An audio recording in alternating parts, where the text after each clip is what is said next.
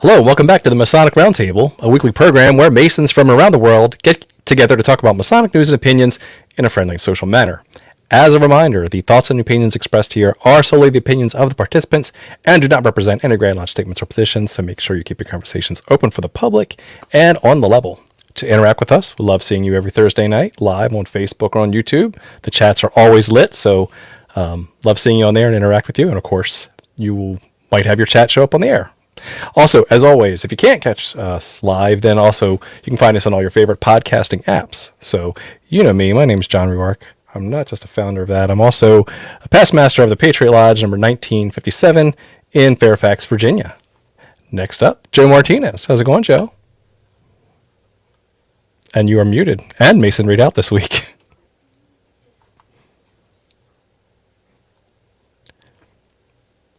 One minute. Technical difficulties here.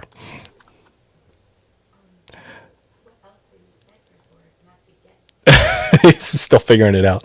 All right, we'll let Joe run with it.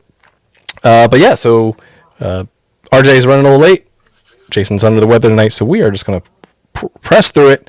And while we do, we're going to thank the patrons who've been supporting the show. You guys are awesome.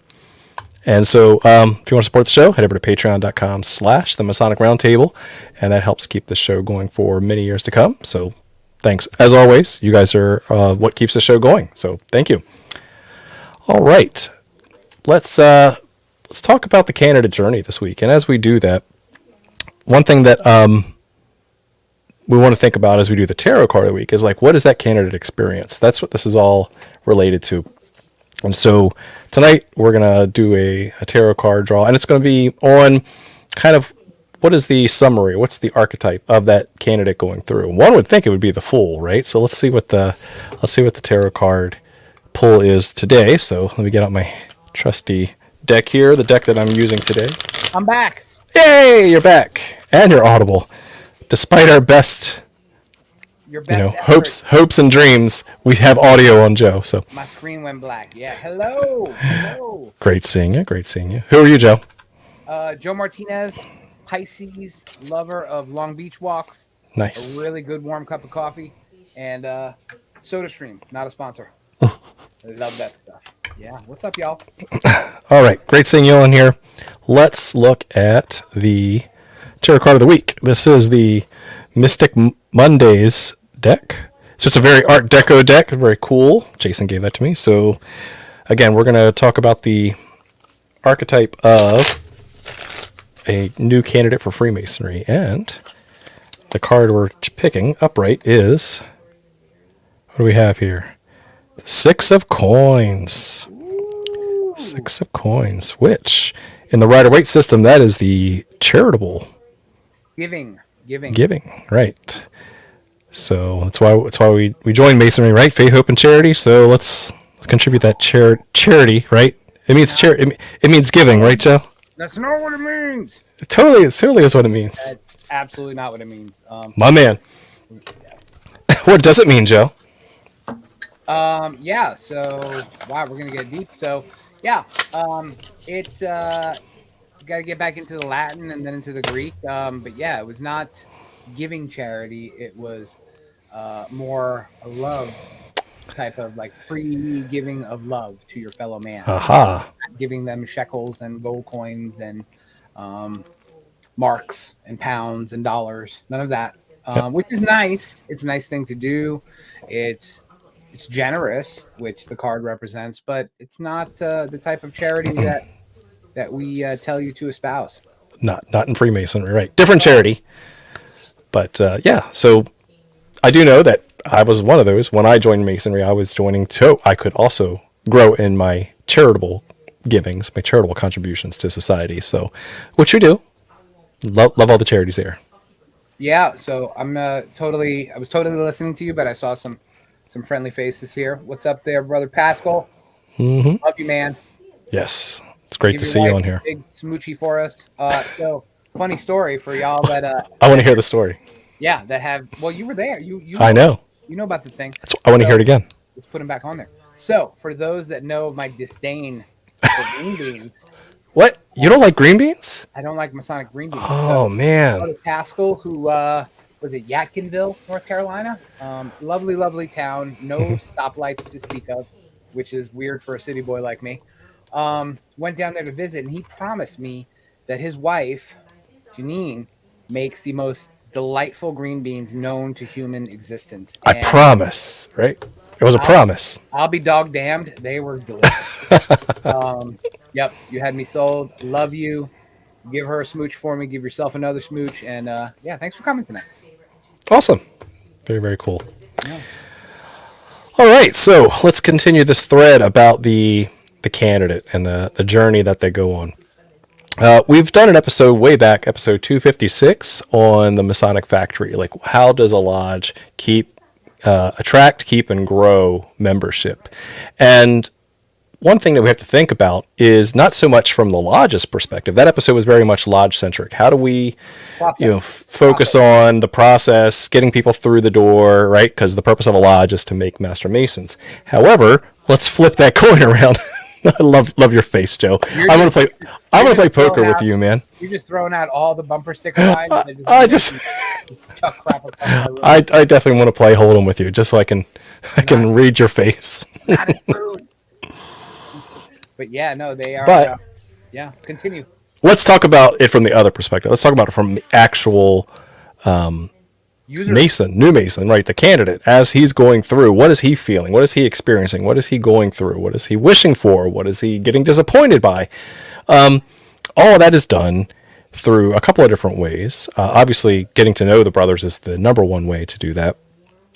But in business or in other service-based organizations, one tool that can help with that is a tool called the Customer Journey Map.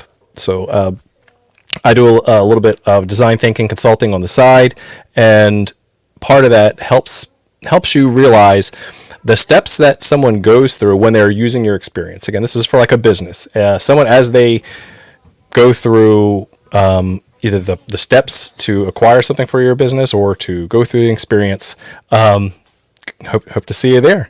Great. We've got a ton of prospective buyers on tonight. So yeah, definitely. Awesome. So exactly. Think about your experience along the way. That's the intent of this episode. But one thing what we want to do is you want to think about not just what happens after they're in. You want to think about what is that experience like every step along the way. So let me paint a picture for you. Imagine that you are going to Disney World or Disneyland, right? And you're leading up to it. You've already bought your tickets. You're excited. You're driving down there. You're flying down there. Whatever that is, right? You approach the big signs, the big painted signs off the highway. You're like, oh, I'm getting so close. There's Mickey, right? And then you get into the huge parking lots, right? Where they manage it pretty well, but they're huge parking lots, and you're like, crap, now I gotta walk, and it's hot.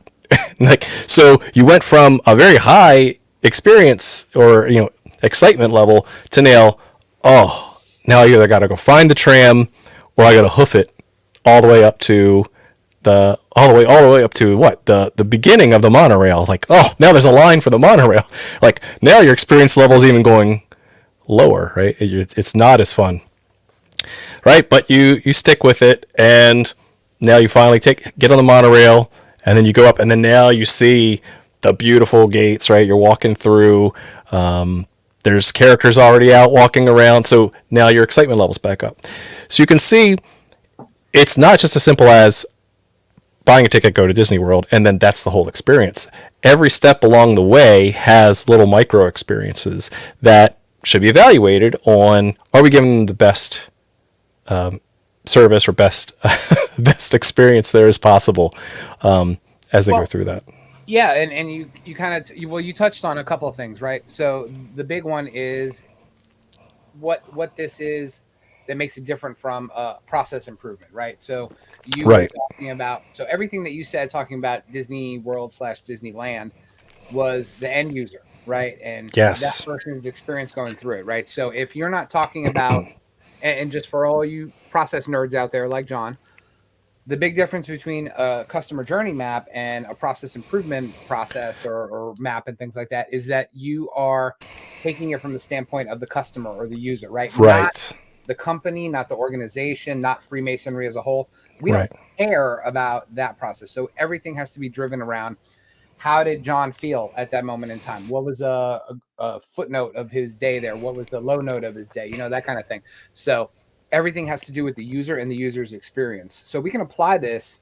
And you had mentioned it's for service organizations, but it could be for products and stuff like that. Sure, absolutely. Where a customer goes from point A to point B to purchase a product or a service. And how do you feel when you're driving in your car, right? They're using your how did you iPhone. Feel, how did you feel navigating the Walt Disney World website to buy your Fast Pass that you turned out everybody else at the damn park had Fast Pass? So right, GD Plus, I'll get you one day. Absolutely. So let's take that and go a step further. Well, what we have here, I'm actually going to share my screen. There are tools that you can do this. And so this is a practical thing that you can do in your lodge as you think about what your lodge experience is to the candidates. So let me share my screen here. What you see here is an example of a customer journey map. And I'm going to walk through it at a high level of what you see here, and then we'll go down and actually start applying it. So the first thing is, look at number one, the high level phases of the process here. What we want to do is we want to see at a high level, what are the steps that the user needs to go from start to finish. So what we've done and outlined already, I'm not going to spoil it too much, is from when someone's interested in joining Masonry to petitioning Masonry to going through the degrees and then actually becoming a member. So those are kind of the high level phases, right? We haven't gone through much detail yet, but inside of that, you actually want to look at the next step. Let's break that down. What are the detailed actions your user has to perform? Remember when I used that monorail example or parking example in Disney World, right? It's not as simple as walk through the entrance. No, there's a lot of steps that get you up to walking through the entrance. And so the more clear we can be about what are the specific steps that the customer goes through, the more discreet we'll be able to see how they're interacting, how they're feeling when they're going through those steps. Because you can't just say, well, we don't care about someone until they submit their petition, right? That is completely oblivious to the whole concept of bringing people in. And after we have identified those steps, then we actually start tracking their feelings. What might the user be thinking or feeling at each step along the way, at each moment, right? So, oh no, I've parked my car, but it's, I'm in the itchy lot and it's humongous and I have to go find, how to walk. And it's not very clear, right? So that's where you can document the feeling that you have. Right. So, and again, I think what we're going to do is, again, bring it from the end user perspective. I hate calling a customer, right? Because it feels kind of skeezy. Yes. Calling a new candidate a customer, even though they are right. They are purchasing a service. They're buying something. Yeah. With their time, right? With their time and the value that you're providing to them and stuff like that. So if you're not giving them good value, and as we'll see as we put this map together, because I think John wants to touch on some really prescient examples. But yeah, absolutely, Umberto. We'll be talking about generics. We're not going to talk about specifically what Louisiana does or what Virginia does or what New York does. Just some high level stuff that is common to most, if not all. But I think you just got to remember, you're coming from the perspective of the candidate, right? Not from the lodge, not from the officers. We don't care what they have to say right now. And maybe they'll learn something by the end of it. Yeah. And so the last thing that we focus on, because this is where it becomes actionable, if we talk about how they feel when they go through that, you can't always change someone's feelings, but you can observe behaviors and pain points. You can see the specific problems that a user runs into. Those are fixable, which leads you to the blue stickies there. What are the opportunities? What could I do about this pain point? Could I take it away? Could I make it less? Could I do something else to help distract from the pain? Right? So these are all different things that you can do. All right, so that's a high level overview of this tool that's been used in design thinking for a long time. Right, and the goals of this, and I think we touched on it lightly. the goals of putting something like this together, right? Putting this customer journey map together there are goals, right? Is number one to create an understanding of what the hell it is you're doing. Yeah. What it you're doing as you're putting a candidate through the process from the time that they find your 1994 GeoCities website to the time you walk in the door, and that's one of the things we're going to talk about. And then number two, this can help you if you, number one, you're honest with yourself and honest with your lodge. It can help you identify gaps in your process, right? Identify places where you're failing, or where your officers are failing, or where your members are failing, with people Right. coming in the door. And then finally, like John said at the end, explore new opportunities or new ways to provide value to those people that are walking in the door. So that's the purpose of this. It's not just to draw a pretty picture and put it up on the wall, although some people do use a customer. Yes.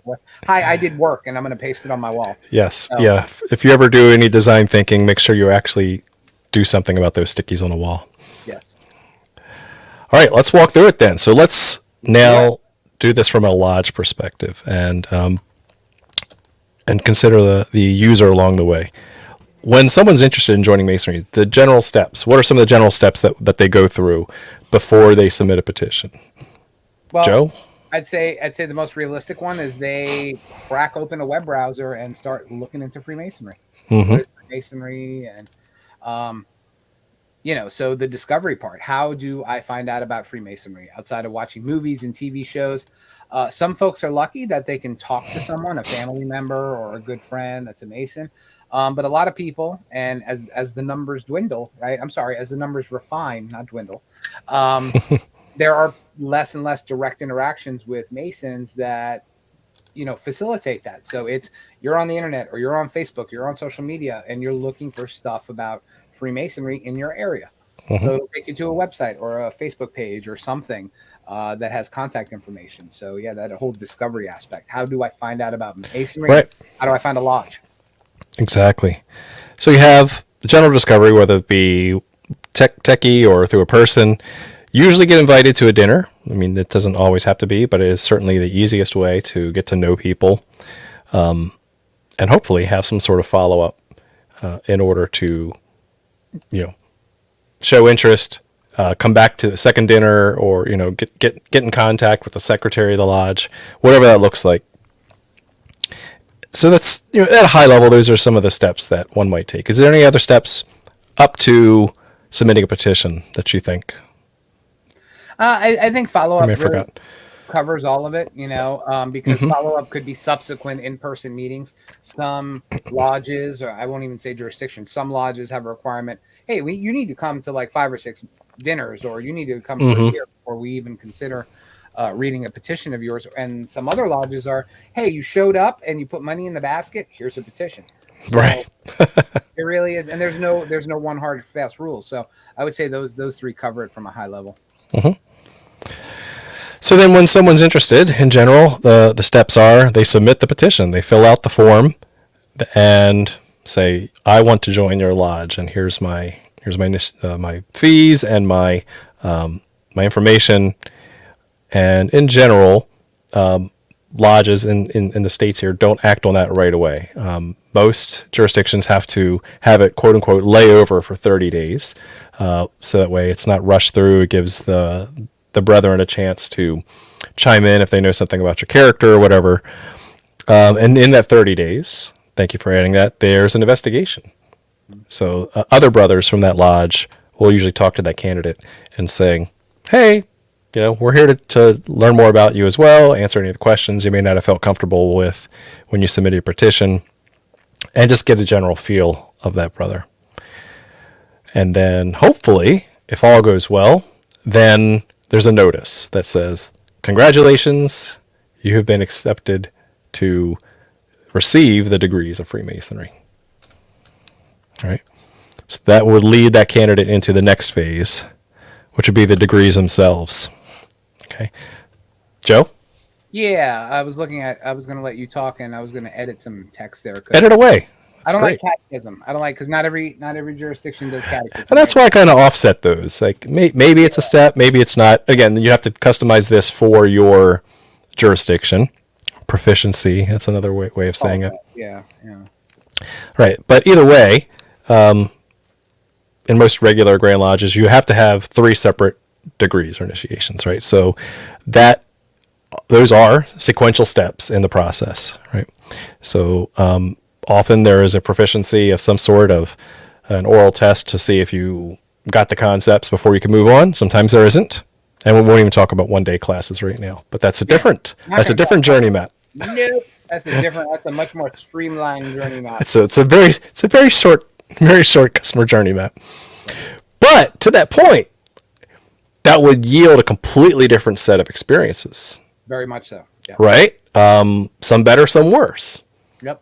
So that is certainly worth, if you're going to go through the effort and do it, think about this from your 1-day candidates as well. Yeah. And then finally, they become a member, right? Then they walk in through the door. They've got their shiny new apron on, maybe their new ring, and then what? What are the steps that they go through after that? It's funny because I think it was worshipful brother Chris Hodap who once said that in general you have 4 lodge meetings to get them hooked.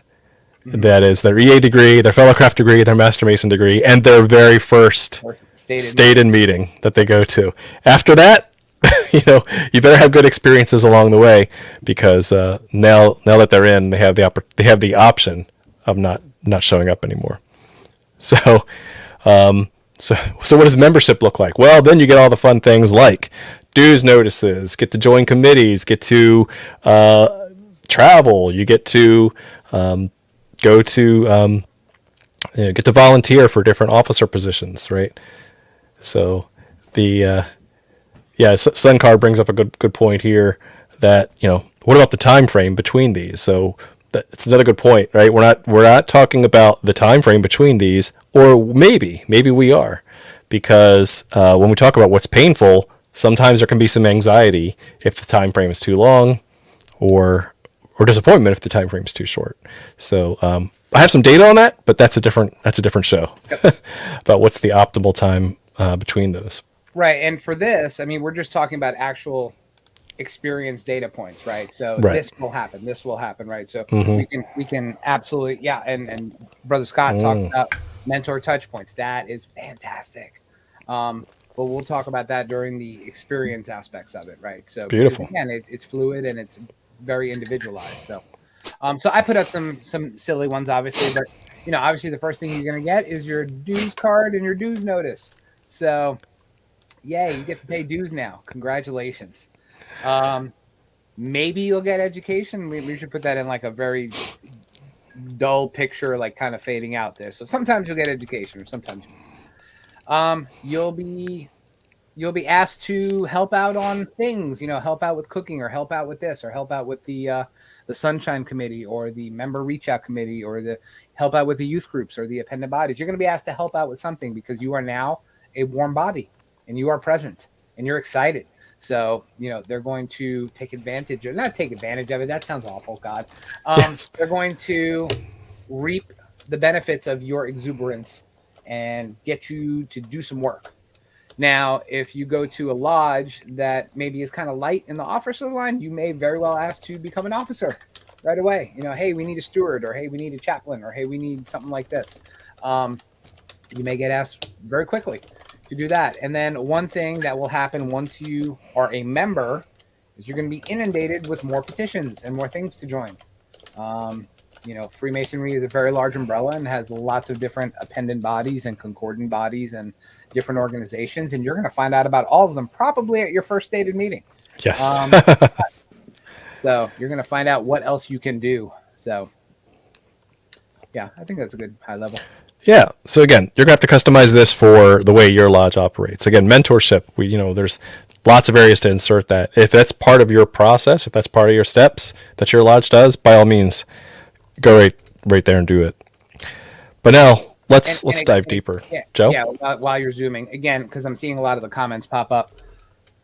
Again, this is not from your experience as a member of the lodge and what you're seeing the candidates do. This is how the candidate is experiencing things. So obviously there's a lot of stuff that's left out here because we're talking about it from, again, the customer experience.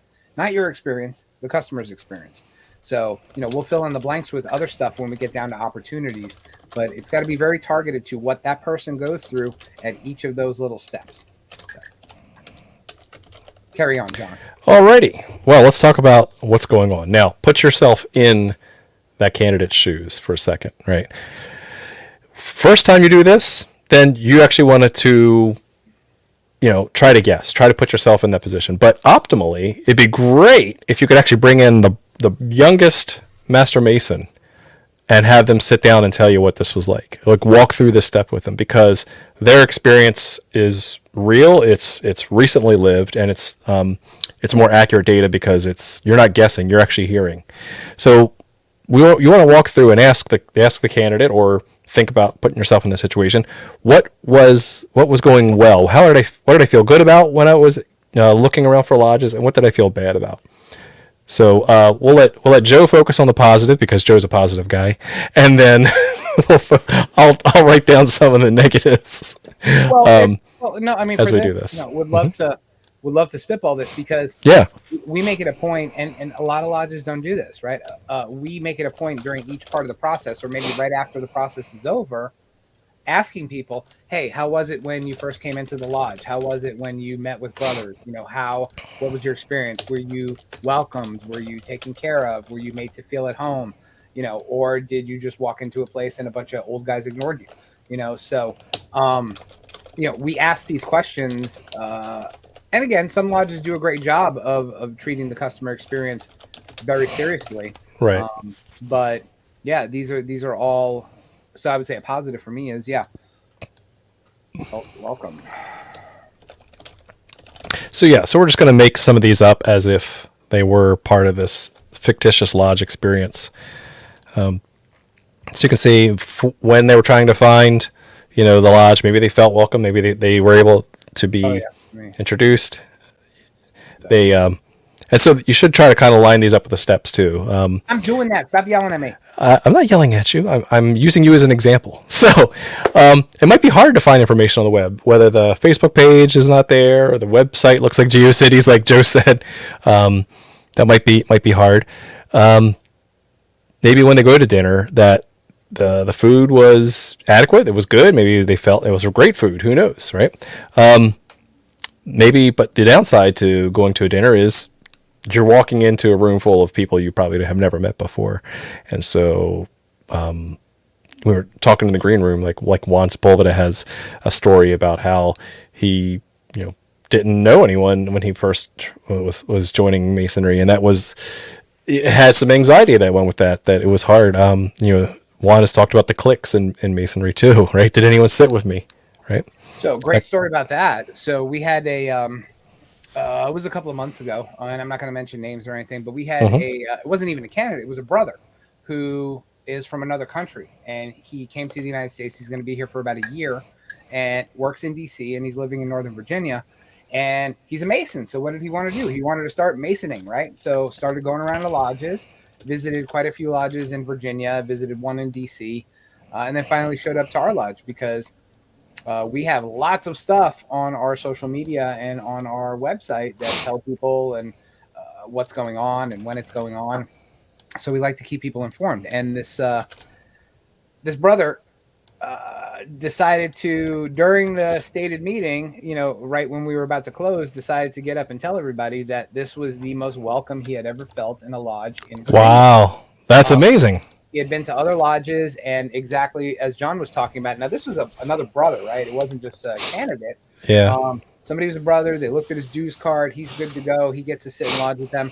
But he had been to some lodges, and nobody sat with him. He sat by himself while he ate dinner. Nobody sat with him when he was in lodge, outside of, questioning him and finding out about his dues card and all that stuff. So... but he made it a point to make sure everybody in that room knew that he was made to feel really welcome and couldn't wait to come back. So, Good. That's a great experience. And that's something that if you are aware as a lodge, that was a good experience for someone, then you double down on it. How can we ensure that happens again, right? And it's not an accident. It's not because so-and-so was the greatest, the greatest talker and we just welcome it. Like if they're not there next week or next month, how do you ensure that happens again?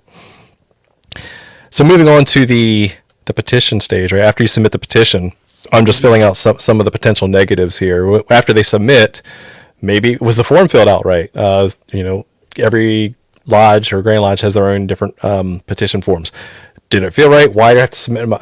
I've heard people say, why do I have to attach my social security number? Like that's PII. Like why am I sharing that? There's some awkwardness there, or even background check anxiety as it's waiting. They're doing a background check on me, like. Right. And they start thinking about all the things you did, 10, 20 years ago. Oh my gosh, like that could be awkward, right? When you go through an investigation, right? Sometimes it's at your house. Like, maybe my house isn't clean enough for these people, and so, you have clean house anxiety, right?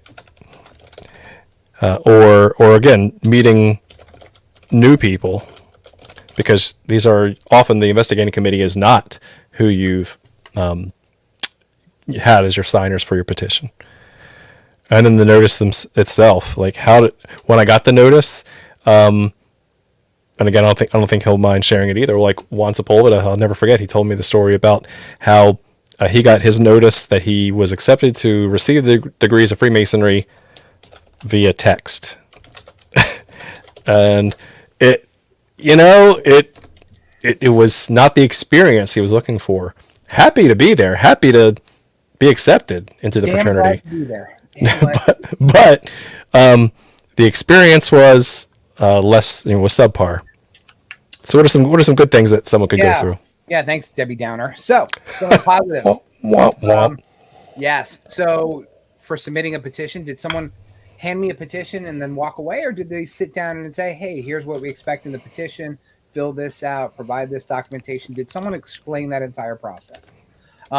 Some lodges I've noticed have a petition right online on their website, so you don't even have to talk to a human being to get it. Some lodges actually say, no, our petition is not going to be online, and you got to come in and you got to meet us and you got to talk to us. So definitely a user experience level there. Did someone go through that entire form and tell you what the process was all about? Hey, you're not going to find out about this until, like John said, a month later, or a full lunar month later, wherever it was. So, and then for the investigation, did somebody sit down and tell me, hey, some dudes are going to come to your house and make sure you cleaned it and scrutinize every single thing? I'm just kidding. Someone going to go and sit down and talk to you. And then during the investigation, they sat down and they talked to my wife. And they said, hey, wife, this is what happens in Freemasonry, and this is what's going to be expected of your significant other. Are you okay with it? Do you have any questions? They sat down and they took the time to talk to my family about what I was getting into. So, again, they made it a more cohesive and interesting process. And then finally, on the notice thing, is it a text message, or do you get an official letter on really pretty stationery? Yeah, exactly. Welcome, congratulations, all that stuff. Do you have something that you can then hold in your hand and say, is our personal touch, right? Mm-hmm. They made me feel important, right? Mm-hmm. So, yeah, absolutely. So it's just some things that, we're mixing some metaphors here because you actually want to do this for your specific experience. But things to think about when you think about from their perspective, what made them feel well and not feel so well. And then they get to actually get the degrees in Freemasonry. So we start with, usually the first one is, let's get a cast together and let's schedule a time to put on your EA degree. So what are the negatives that could happen there? Well, we've all heard them before. Disorganized, degrees, right? It could be sloppy ritual. It could be the candidate clothing was dirty and smelly. It could be just disorganized. People were running late, or it seemed rushed, right?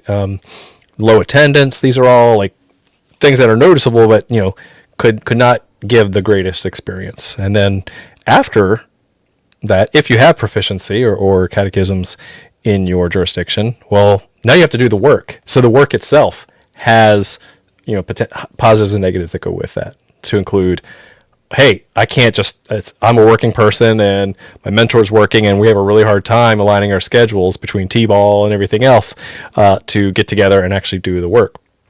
So that could be a challenge or a negative to that experience. Okay, and then what are some positives there, Joe? Yeah, so I'm just copying and pasting the same damn thing. They'll apply.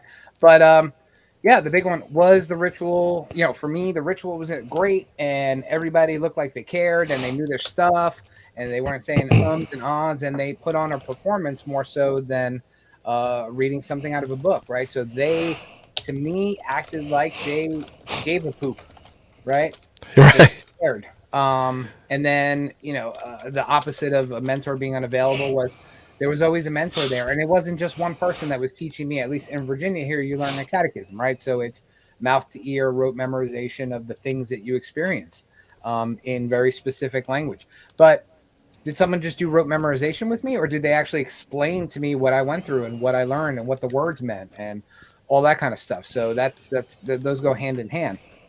And then finally, for all three of them, did I have an experience or did I just go through a process to end up with it, right? So, Huge difference. Huge difference between an experience and a process. Right. A lot of positive takeaways you get from new Masons is if they really go through an experience, because all the other pieces that made that degree up and made that mentorship up all fit into place perfectly, right? So there was a plan, it was executed, and that person has a good positive experience.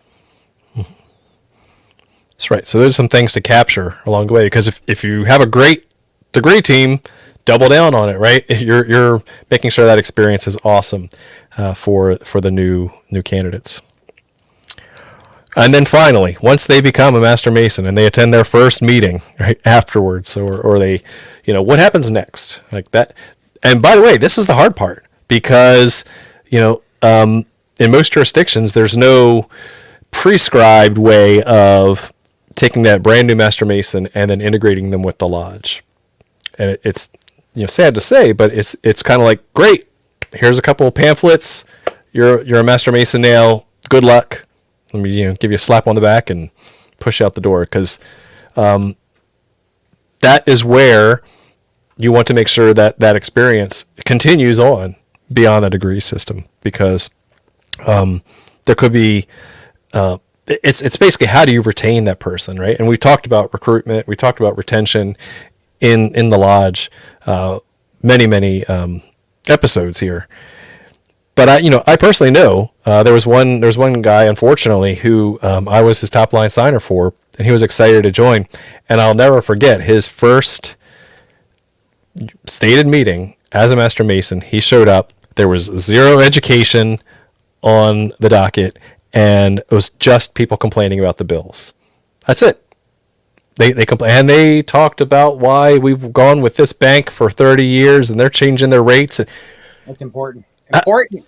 Oh my gosh. And again, this person had just gone through all this memorization about all the mysteries of Freemasonry, and he heard a whole bunch of old dudes complain about the bills. And sad to say, never showed up again. Right? I reached out to him and I said, look, trust me, that was a rare experience, but he says, "No, I'm good."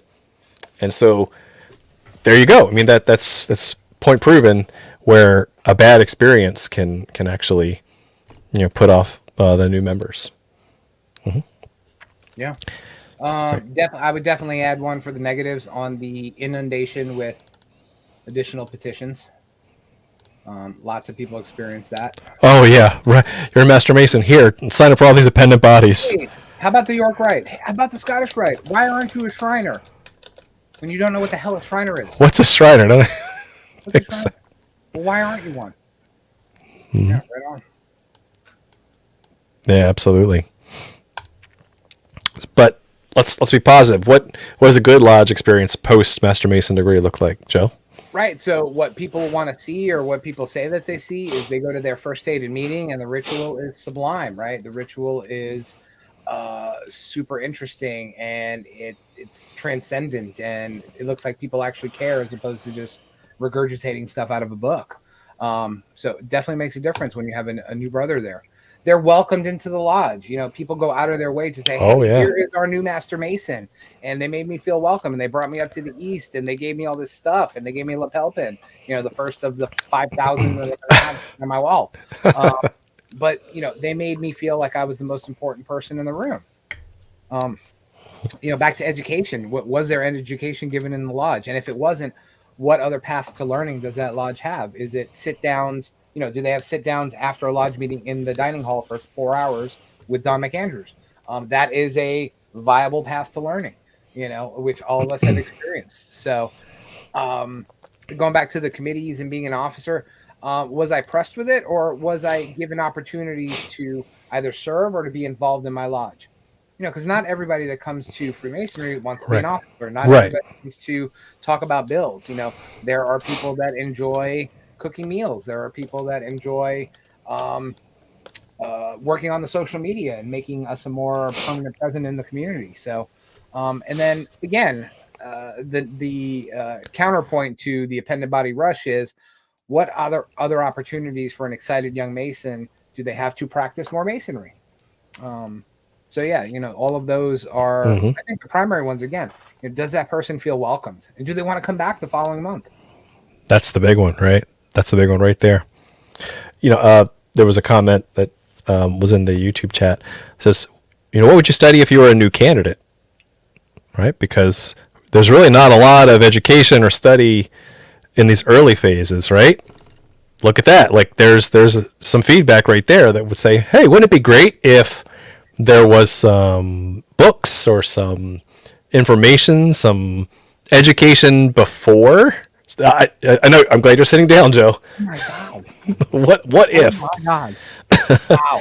To enhance the experience, right? From an educational perspective, as well as I feel like I'm involved. I feel like I'm getting something already. I'm getting some value already. Like this is all things that you can do. And that's a huge opportunity. You know what?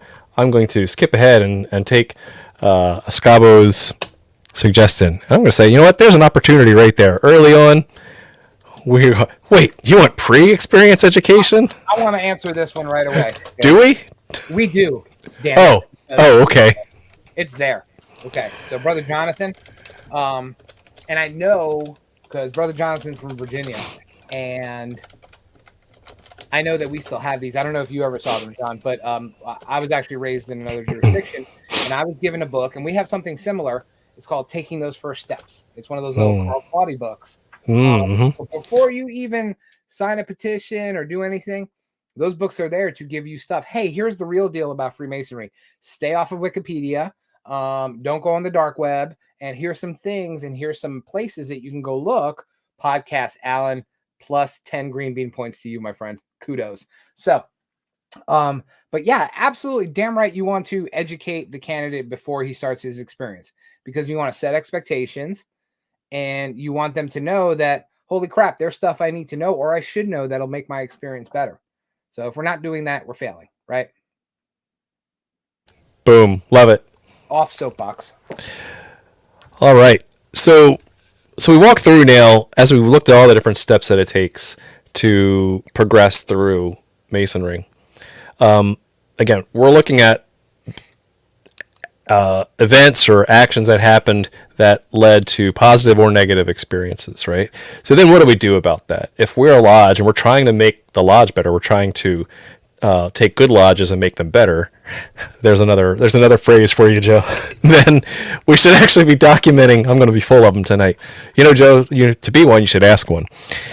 We're going to take some action, some steps here, and document the actual observable behaviors or things that we can notice and see and touch and change. That's the most important thing, because you can't change everyone's feelings, right? If someone's really nervous or really shy, there's not a lot you can do about that. But there are things you can do about improving the process, improving the experience. So I already added one, right? Look at this opportunity. Why don't we give them some early profane education and see if that makes the experience better, right? And you can see some of these feelings, these negative feelings, are the pain points themselves. So I'm not going to belabor the point, right? But you should be able to see that there's a correlation of hard to find information on the web. One of the opportunities should be, get a techie brother to update, the social media, right? Right. That might be. Or get a techie brother to start a social media presence. Good God, it is update /start. Yes. You know they have the internet on computers now, Joe. They have the internet on these magical little devices Wow. that we all watch TikTok on before we go to bed. So It's for an hour. Yeah. If you don't know anyone, well then here's an opportunity right here. We can, assign a welcome committee. Just as an example. And make sure that, and that in Virginia, that's one of the duties of the senior deacon, for example, is to introduce and accommodate visiting brethren. Mm-hmm. And then what else do we? Oh, and by the way, while we're looking at these opportunities to fix negative things, there are also opportunities to improve what's working, right? If this is really working for you, just don't accept that as status quo. It's great. I mean, hey, like keep doing it and make it better. You should take good masonry and make it better, Joe. So don't break your computer. I'll be good. I'll be good, right? And then the follow up itself, right? Maybe one thing that you can do as an opportunity to improve that step, that process, is to set reminders for the secretary. Don't have the candidate be the one that's initiating. Have a process. Exactly, and make sure there's like notifications and alerts and things that annoy the secretary to say, hey, let's go talk to that guy. Don't leave them hanging, right? Or maybe use a platform. Like a platform. Like I'm trying to think of magical names, like Grandview. What? That has all these really neat tools that Grand Lodges pay for, and it'll actually give you alerts of, hey, you haven't responded to this prospect in a week or 10 days. And it does it automatically for you. So, and we're going to get to that, Jonathan, like hard. We're going to hit it hard. To survey them on their experience. Right. And that's the thing. Like you could use this process today, this whole like customer journey map. Your lodge could do that today. Go call up the newest master mason, have them sit down and say, hey, we just want to hear from you what the experience is like. Now, pro tip, do not get defensive, right? If you're doing this as a lodge, like you want to actively listen, you want to make sure you take into consideration what they're saying. And, they could say, hey, you know what? You guys left me hanging for a month. It was really awkward and I didn't know what to do. I was brand new. So I really didn't like that. So instead of saying, well, you could have just showed up to this other dinner, or you could have don't make it about you. Don't make it about your lodge. Flip it around and say, okay, what could we have done better to improve on that? Right. So those are just little tidbits, right? Take that new current experience, but also don't be defensive, right? Your goal here is to learn and make the lodge experience better. Your background check anxiety, right? Make sure that people know what the process is. That say, hey, by the way, this is how much it's going to cost. This is how to fill out the form. This is what the background check will check for. Or this is why we're asking you this. Like, be very clear on explaining the process. That's one way you can improve that experience. Right. And a good one here that Joe wrote is formalize the contact process. What do you mean by that, Joe? Exactly. Use the tools. Exactly as I said before. Use the tools that you have, and if you don't have them, go get some tools. But at very, very high level. So let's say you have a secretary who hates technology. Get a buddy to help him that loves technology. Right. Okay? And make him do all the techie stuff. So, templatize his email. Well, go ahead. Yeah, and you brought up a really great point earlier that I think is worth doubling down on, which is some lodges do, like, they have a nice calligraphied, I guess I'm making up a term there, acceptance letter. I still have mine from 2003, man.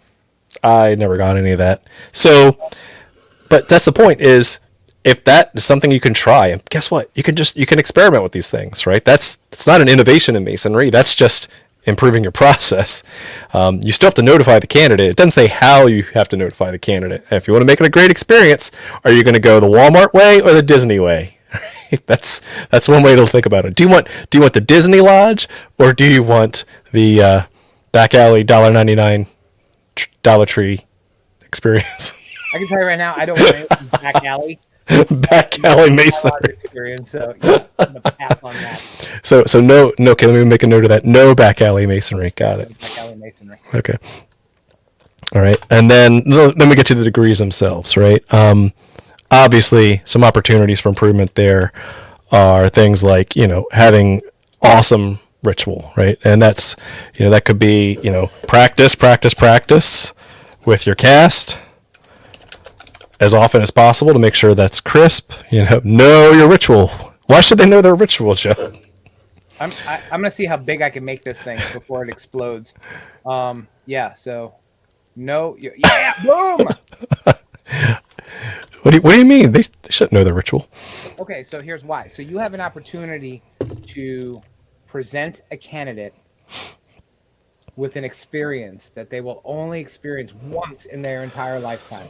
They're only going to be in once. That is true. Spellcraft once. They're only going to be raised one time in their whole life. Do you want it to be awesome, or do you want it to be a dumpster fire? And it's completely up to the lodge, right? How they do it. Easy peasy, lemon squeezy. Right.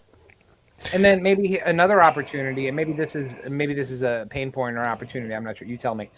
I think that lodges, and it might be jurisdictional, or it might be just the tone and the flavor of the lodge, but some lodges will have the people that are assigned to those chairs for the year be the ones performing the ritual, where other lodges I've seen, they will absolutely, oh my God, yes, Scott, they'll absolutely have like an A team that, hey, this guy knows this lecture so well, it makes me cry every time he does it. Right. I want him to do it all the time.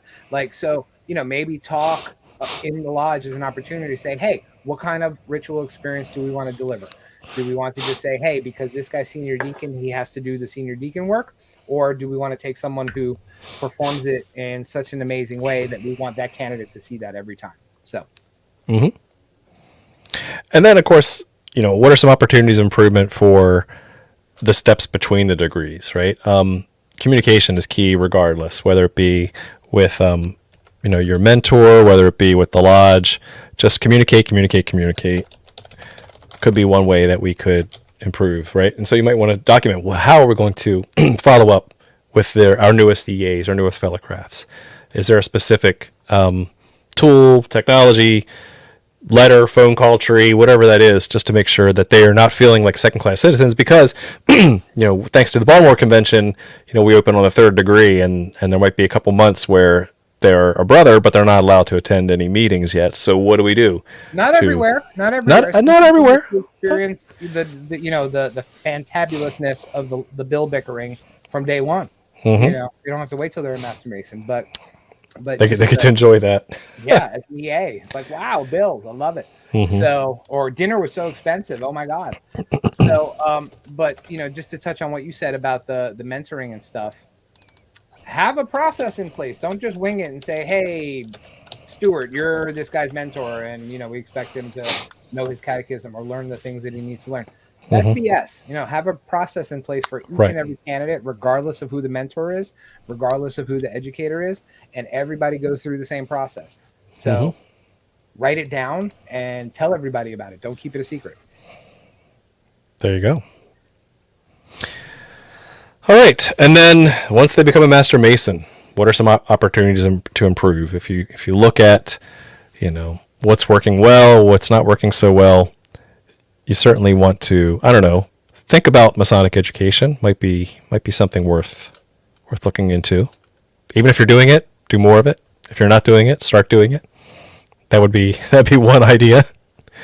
But some of these are kind of obvious. But the thing is, we get complacent, right? We are creatures of habit.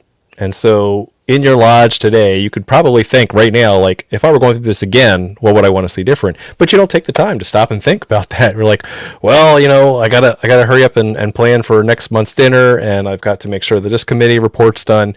And you get so caught up in the minutia that you might forget about the experience here. So some of these sound obvious because they are, but they're not only obvious if you sit down and think about them, right? Well, just to touch on some of the comments that are going by, communicate. What? Don't just stop talking to the guy after he's raised. Continue to communicate with him after the mentoring is done. You should still be meeting with the guy, whether it's for coffee or to ask him how his experience is, or what many people had mentioned on the chat today. Survey him and ask him what he liked, what he didn't like, what could have been better, what could have been worse.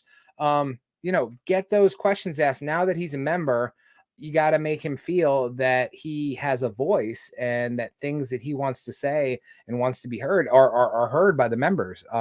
Don't just, communication is not you're emailing him out a bulletin every month, or you're sending him out the trestle board or whatever it's called, and you're letting him know when the next meeting is. That is just a pile of crap. So.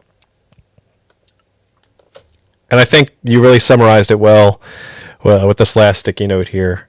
Just give people the opportunity to do the Masonry the way they expect it. Yeah. Yep.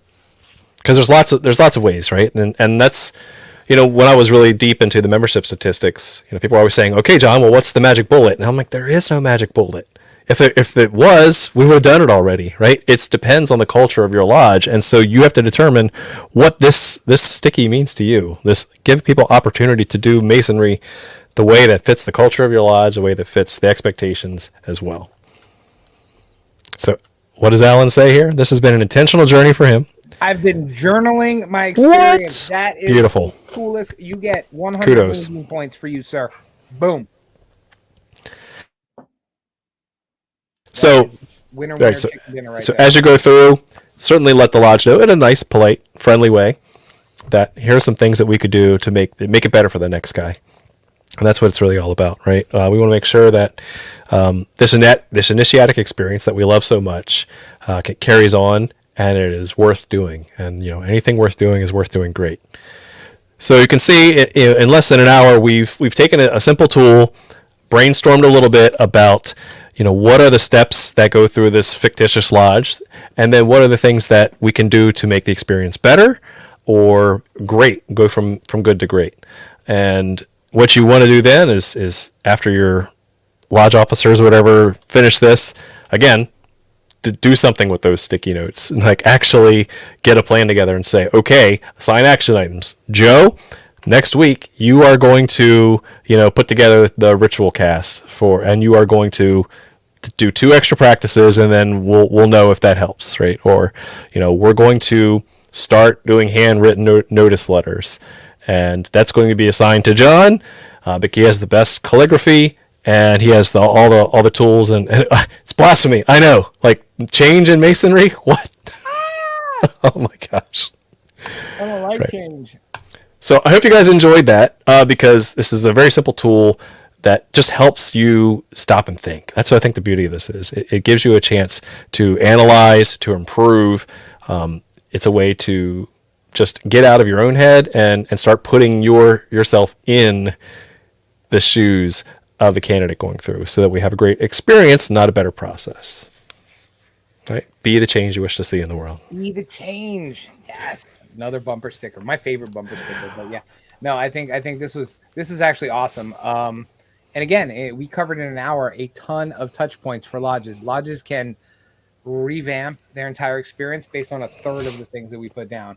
And again, this is just based on, the user experience. It's not what you think as a lodge you're doing great, and how to improve things from an officer or a member or even a Grand Lodge level, right? Because Masonry doesn't happen at a Grand Lodge level. It happens at the local lodge level, right? Grand Lodges are there just to be grand and awesome and purple and stuff.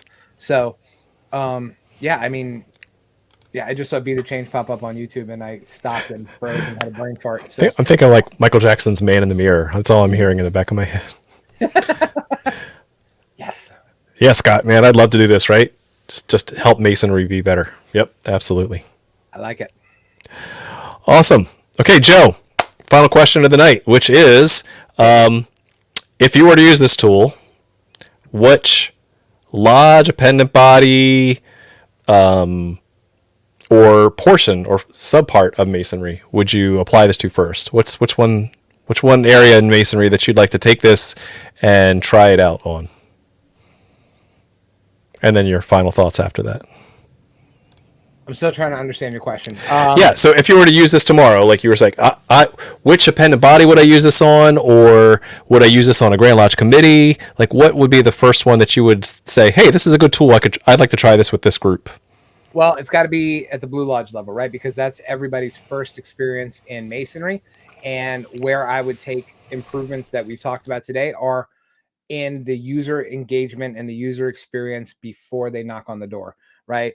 Make the website snappy, have a social media presence, have people who have the wherewithal to understand what happens in social media and respond to people. When your Facebook group or your Facebook page or your lodge website gets a contact form, respond to him that next day or that day. Don't wait 3 months and then the person's already lost interest or they've gone elsewhere. So have some touch points and keep to those touch points. You know, I'm going to reach out to a new candidate within 24 hours, or I'm going to reach out to someone asking questions in 48 hours, and just have it documented and have it hold people accountable to it. You know, if you have someone who's membership committee, you know, some lodges have a membership committee, that person better be reaching out to every single person that reaches out to their website or their social media or what have you. LinkedIn for the grown-ups, you know, if someone's sending you a message on LinkedIn, don't leave it there for a month. Check it every day. It takes 5 minutes. Y'all spend way more time on TikTok doing TikTok things. So take the 10 minutes and reach out to people who are interested in the thing that you love and help them to make them love it as much as you do. And yeah, that's my final thought. I'm exhausted. My brain hurts. And if I heard one more Masonic platitude, I'm going to actually get up and leave the room. So thank you, John. You know, Joe, you get out of it what you put into it. So damn it! That's really what you should be thinking about when you're doing this type of exercise here. So, thanks, Joe. Yeah, whatever. Over to me. All right, let's go. Let's talk about what would I apply this to. First thing that came to mind for me was actually the opposite of what Joe said. It was an appendant body. There's one appendant body that when I joined, I had the worst experience going through it. And brethren didn't know their ritual. Which one was it? You know which one it was. And so much, in fact, that I always called it degree rape, because I had such high expectations going in, and then the experience I got when I was there was awful. It wasn't even subpar. It was just awful. Brethren, just reading the ritual, it was they were mispronouncing words. It was, you know, there was supposed to be theatrics and all that involved, and there wasn't. It was just less than a bland experience. It was just a bad experience. And so this would be great. Maybe it's something I'm actually thinking, you know, now that I'm a member of that appendant body, I'm trying to improve that experience. I'm thinking what I went through, and I'm trying to make it better for the guys behind me that come in. So that's where my mind immediately jumped to when the question is, where could you start applying this today? While yes, Blue Lodge, amazing. Right? That's certainly important.